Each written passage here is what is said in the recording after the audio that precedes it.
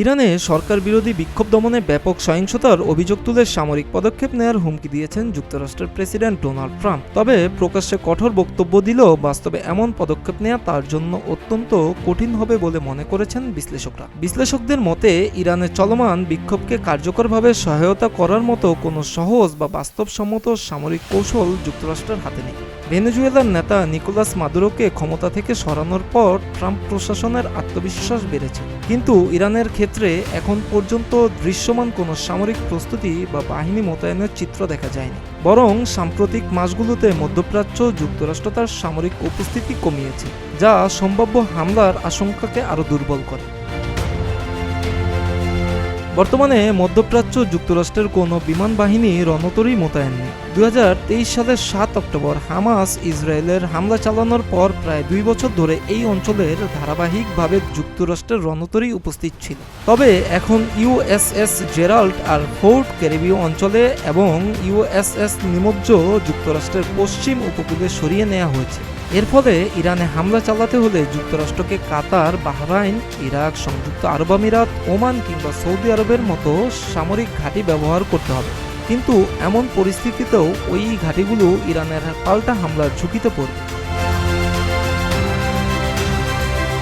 ট্রাম্পের জন্য আরেকটি সম্ভাব্য পথ হতে পারে গত জুনে ফোর্দোতে ইরানের ভূগর্ভস্থ পারমাণবিক স্থাপনায় চালানো দূরপাল্লার B-2 বোমারু বিমানের মতো অভিযান। কিন্তু ঘনবসতিপূর্ণ এলাকায় এমন হামলায় ভয়াবহ মানবিক বিপর্যয়ের আশঙ্কা রয়েছে। যদিও গত বছরের 12 দিনের যুদ্ধে ইসরায়েলের হামলায় ইরানের আকাশ প্রতিরক্ষার ব্যবস্থা দুর্বল হয়ে পড়েছিল, তবুও তেহরানের কাছে এখনও প্রায় 2000 ভারী ব্যালিস্টিক ক্ষেপণাস্ত্র রয়েছে। পাহাড়ের ভেতরে লুকিয়ে থাকা উৎক্ষেপণ কেন্দ্রগুলোর পুনর্গঠনও চলছে, যা যুক্তরাষ্ট্র বা ইসরায়েলের প্রতিরক্ষা ব্যবস্থা ভেদ করতে সক্ষম হতে পারে। আরেকটি গুরুত্বপূর্ণ প্রশ্ন হলো যুক্তরাষ্ট্র আসলে কোন লক্ষ্যবস্তুতে আঘাত হানবে। বিক্ষোভ এবং সরকারের দমনপীড়ন সারা দেশে বিস্তৃত থাকায় নির্দিষ্ট লক্ষ্য নির্ধারণ করা কঠিন।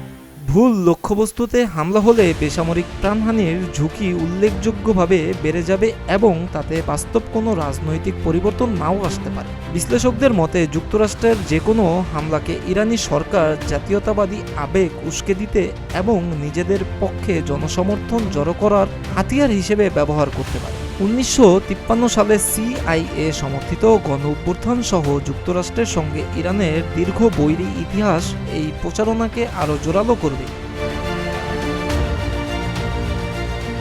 জুনে ইসরায়েলের বড় ধরনের আঘাতের পরও ইরানি সরকার ভেঙে পড়েনি। রয়্যাল ইউনাইটেড সার্ভিসেস ইনস্টিটিউটের গবেষক রোকসান ফরমাইয়ান বলেন, ইরানে এখনও একটি সুসংগঠিত সরকার রয়েছে, সেনাবাহিনী ও নিরাপত্তা কাঠামো রয়েছে, যা যে কোনো মূল্যে পরিস্থিতি নিয়ন্ত্রণে রাখতে প্রস্তুত।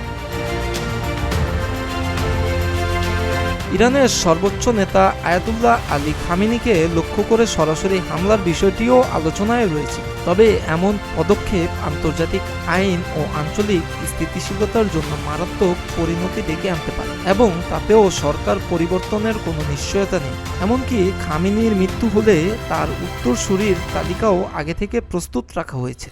বিশেষজ্ঞদের মতে ইসরায়েল গত জুনে ইরানের অন্তত 30 জন শীর্ষ সামরিক ও নিরাপত্তা কর্মকর্তাকে হত্যা করলেও শাসন ব্যবস্থা অটুট ছিল। ফলে সীমিত মার্কিন হামলায় ইরানি শাসন ব্যবস্থা ভেঙে পড়বে এমন ধারণা বাস্তবসম্মত নয়। তাছাড়া ট্রাম্প নিজেই মাঠে সেনা পাঠানো বা দীর্ঘস্থায়ী যুদ্ধে জড়ানোর সম্ভাবনা নাকচ করেছেন।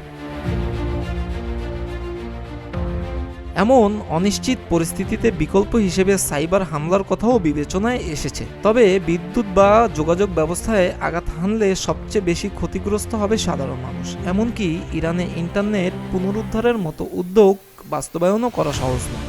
সব মিলিয়ে ট্রাম্পের সহায়তা আসছে ধরনের বক্তব্যের বিপরীতে বাস্তব হলো ইরানে যুক্তরাষ্ট্র সামরিক হস্তক্ষেপ থেকে কাঙ্ক্ষিত ফল পাওয়ার সম্ভাবনা অত্যন্ত সীমিত। এ ধরনের কোনো পদক্ষেপের ঝুঁকি অত্যন্ত উচ্চ।